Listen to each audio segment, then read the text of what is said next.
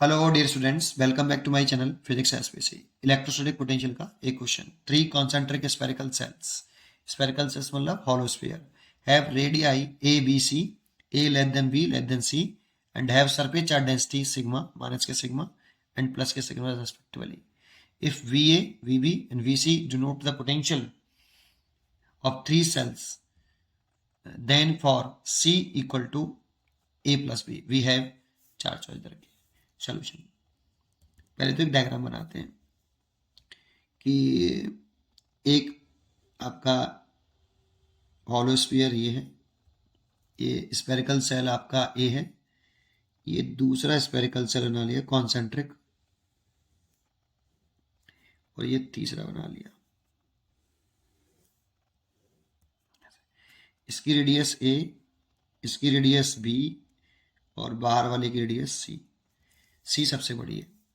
इस पे charge density plus K sigma, इस पे माइनस के सिग्मा, इस पे प्लस के सिग्मा। तो तीन पॉइंट मान लेते हैं, ये पॉइंट ए, ये पॉइंट बी और ये पॉइंट सी। ठीक है। अब क्वेश्चन में कह रहा है कि कौन सा रिलेशन सही होगा, ए पर, बी पर और सी में कैसा रिलेशन है, और इसमें ये गिवन है C is equal to A plus B. तो पहले हम सरफेस ए पर पोटेंशियल निकाल लेते हैं, नेट पोटेंशियल तीनों स्फीयर्स की वजह से। तो लेट कर लेते हैं कि इस पर चार्ज Q1 है, इस पर Q2 है और इस पर Q3 है। तो अगर मैं इस स्फीयर पर चार्ज Q1 है जैसे निकालूं, surface charge density sigma surface charge density होती है,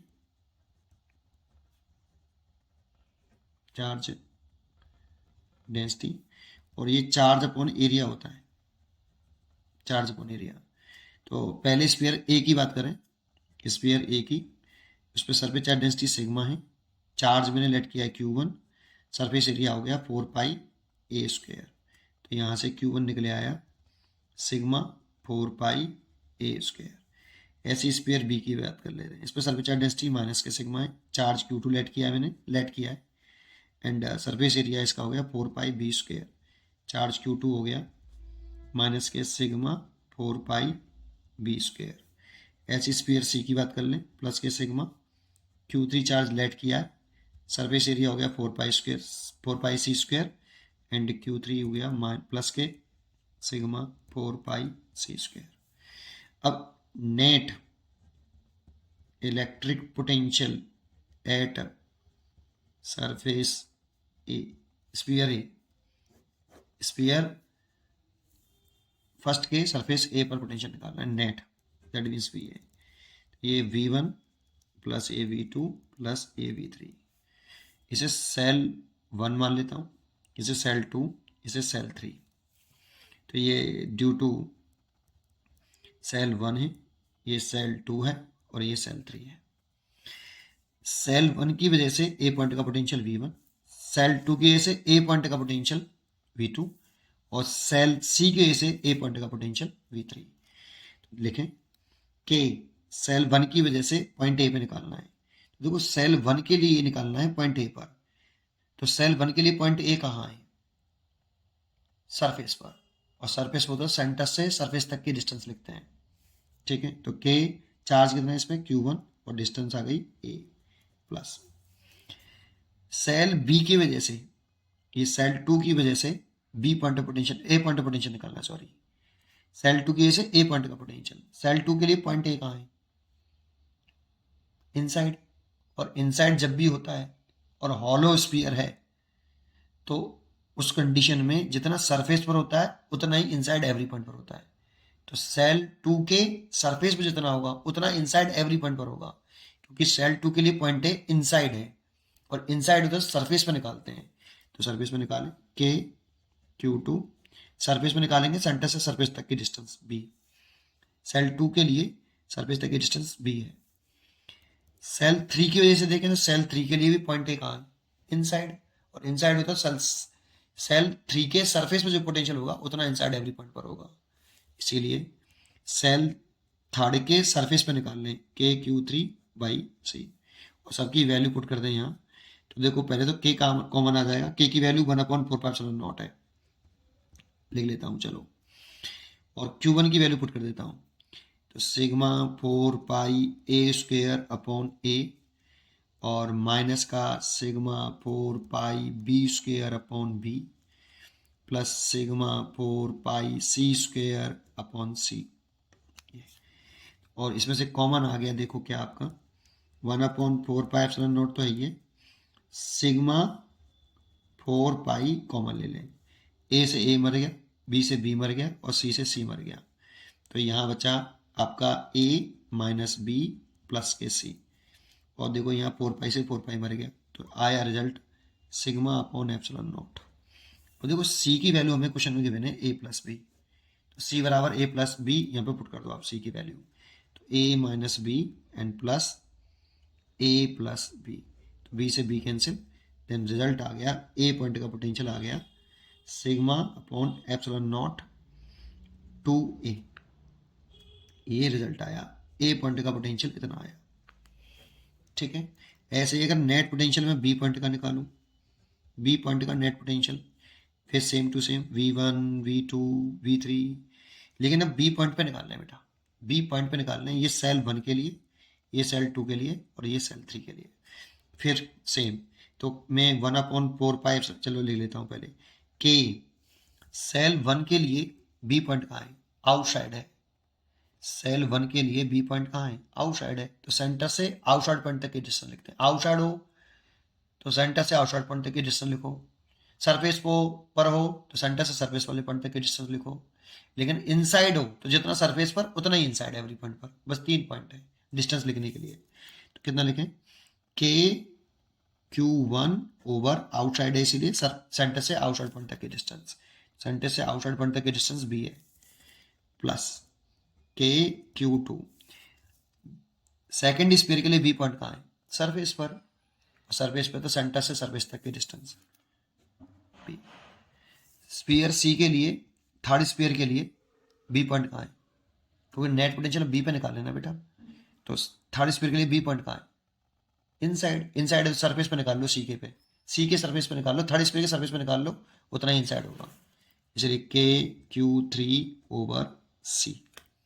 अब इसमें से कॉमन तो के आ गया, 1/4 पाई एप्सिलॉन नॉट कॉमन आ गया।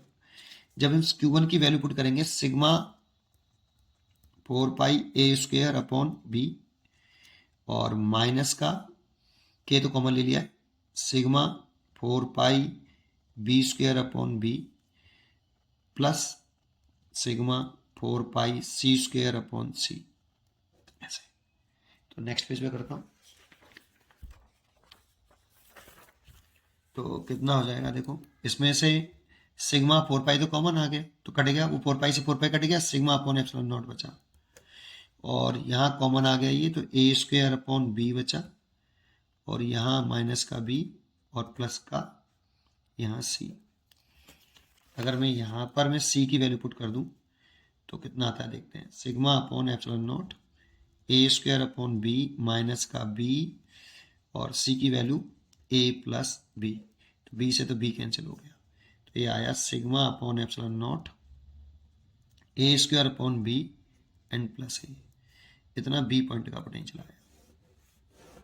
ऐसे सिमिलरली सी पॉइंट का टोटल पोटेंशियल निकालिए, V1 plus V2 plus V3, तो पहले स्फीयर की वजह से सी पॉइंट पर पोटेंशियल, फर्स्ट स्फीयर की वजह से, पहले स्फीयर के सी के लिए, सी पॉइंट कहाँ है फर्स्ट स्फीयर के लिए, आउटसाइड, तो सेंटर से आउटसाइड पॉइंट तक की डिस्टेंस के Q1 ओवर सी, सेंटर से आउटसाइड पॉइंट तक की डिस्टेंस सी हो गई बेटा। स्फीयर 2 के लिए सी पॉइंट कहाँ है, स्फीयर 2 के लिए सी पॉइंट आउटसाइड, तो सेंटर से आउटसाइड पॉइंट तक की डिस्टेंस सी। स्फीयर थर्ड के लिए सी पॉइंट कहाँ है, सरफेस पर, सरफेस पर सेंटर से सरफेस तक की डिस्टेंस के Q3 बाई सी, तो इसमें आप 1/4 पाई एप्सिलॉन नॉट और सी भी कॉमन ले लीजिए, Q1 की value sigma 4 pi A square plus sigma 4 pi B square plus minus है यहाँ पे sorry, plus sigma 4 pi C square, और इसमें से सिग्मा 4 पाई कॉमन लोगे तो 4 पाई से तो 4 पाई कैंसिल हो जाएगा, तो sigma upon epsilon naught into 1/c, और यहाँ आएगा A square minus B square plus C square, C square आएगा यहाँ पे, सी स्क्वेयर की वैल्यू पुट कर दो, सी की वैल्यू पुट कर दो, ए प्लस बी का होल स्क्वायर खोल लो इसका, सिग्मा एप्सिलॉन नॉट, सी की वैल्यू भी पुट कर दो ए प्लस बी, और इसको सॉल्व करो, A square minus B square plus A square plus B square plus 2ab, और यहाँ से बी स्क्वायर से बी स्क्वायर कट जाएगा, और देखो ये 2a स्क्वायर हो जाएगा, 2a स्क्वायर में से 2a कॉमन ले लो, sigma epsilon naught a plus B और 2a कॉमन ले लो, ये 2a स्क्वायर हो जाएगा ना, उसमें से 2a कॉमन लेंगे तो a बचेगा, और यहाँ पे 2a कॉमन लेंगे तो b बचेगा, इससे ये कैंसिल हो जाएगा, तो sigma upon epsilon naught into 2a, ये c पॉइंट का पोटेंशियल आया। तो आपका चेक करें तो देखो a पॉइंट का पोटेंशियल और c पॉइंट का पोटेंशियल दोनों सेम है, तो a का va और vc तो बराबर है और b भी डिफरेंट है, ऐसे जानते हो।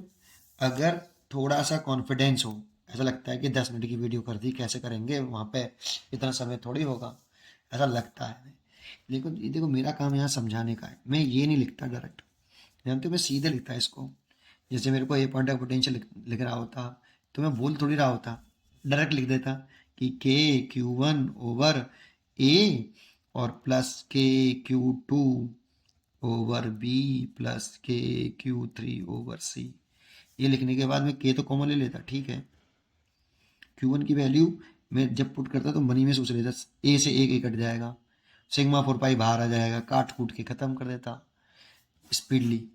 तो वो तो आपको स्पीड खुद बढ़ानी पड़ेगी, आपको क्वेश्चन करते समय स्पीड कैसे बढ़ाएं, वो तो बच्चे को कॉन्फिडेंस होता है तो स्पीड बढ़ जाती है, ठीक है। और मेरा काम है पहले भी समझाना आपको, पहले समझिए क्वेश्चन को कैसे करते हैं, उस पर पकड़ बनाइए, फिर स्पीड कैसे बढ़ानी है वो स्पीड वो बच्चे को खुद देखना होता है, ठीक है। तो मेरे हिसाब से ये आंसर इसका डी चॉइस होनी चाहिए, डी इज करेक्ट चॉइस। पढ़ते रहिए और खुश रहिए, थैंक यू।